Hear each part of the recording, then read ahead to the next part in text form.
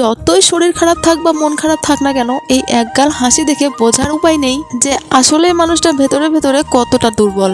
আজ অনেক দিন পরে আমাদের বাড়িতে রান্না হবে মানকচুর চচ্চড়ি। সেজন্য কাটতে বসে গেলাম। আর অনেকদিন থেকে আমার না কাঁচা কলার ভর্তা খেতে ভীষণই ইচ্ছে করছিল, সেজন্য কাঁচা কলা সেদ্ধ বসালাম। তারপরে এখন যাব কাপড় কাচতে। কালকের অনেকগুলো কাপড় জমে আছে, সেগুলো এখন কাচতে হবে। শরীরটা একদমই ভালো না, কাল থেকে ভীষণই কাশি হচ্ছে, হয়তো ঠান্ডা লেগে গেছে। কিন্তু এই কাপড়গুলো আজকে না কাচলেই নয়। একটা ভিডিওতে আমি বলেছিলাম যে আমি কবে যে একটা ওয়াশিং মেশিন নিতে পারবো, তাহলে এত গাদা গাদা কাপড় আমাকে হাতে করে কাচতে হয় না। সেখানে একজন কমেন্ট করেছে, তুমি ওয়াশিং মেশিন নিও না, কারণ তুমি ওয়াশিং মেশিন নিলে তোমার এই কাপড় কাচার ভিডিওগুলো আমরা আর দেখতে পাবো না। আমি শুধু ভাবছি যে তোমাদের এত ভালোবাসা আমি রাখি কোথায় বলো তো। কাপড় মেলতে এসে দেখি দড়িটা একটু নিচু হয়ে গেছে, সেজন্য এখানে একটা বাঁশ দিয়ে দিলাম।